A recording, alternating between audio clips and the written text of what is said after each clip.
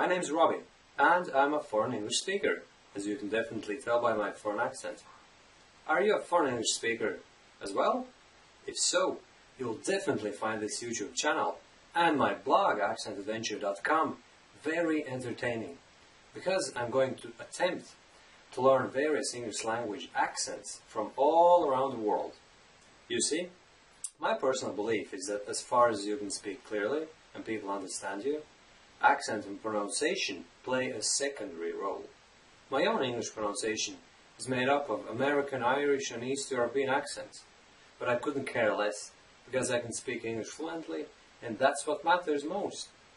The reason why I'm going to learn American, British, Irish, Australian and other English accents is to prove that accent learning is just another acquired skill, and that in order to sound like a native speaker, you don't have to focus on reducing your own native accent. I believe that the reality is quite simple in fact. You just have to learn how English words are spoken by a certain group of native English speakers living in America, Australia, England, and by listening and repeating, the whole accent and pronunciation thing becomes much easier to learn. By now, I've experimented a little bit with American and Irish pronunciation, and from what I can tell, learning to speak English with a certain accent seems like a realistic and manageable task. And I'll start my first accent learning mission very soon. For a while, I couldn't really decide which accent I should go for, and I was hesitating between the American and Irish pronunciation. American, because it's the most popular pronunciation judging by what I've been reading online, and Irish, because I live in Ireland myself. Well, eventually I decided to give the American pronunciation a go. So that's what I'm going to do within the next couple of months, here on this YouTube channel and on my blog at accentadventure.com. Of course, there is no such thing as an American accent. Instead, we have to talk about dozens of different accents, depending on the geographical location of that speaker.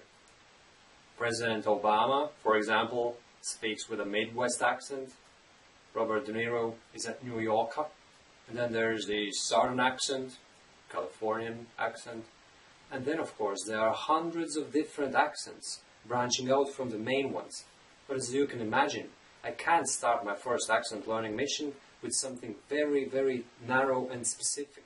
That's why my first mission is to learn the general American pronunciation, which can be equal to the British received pronunciation in terms of being considered the standard broadcast and media language of that country.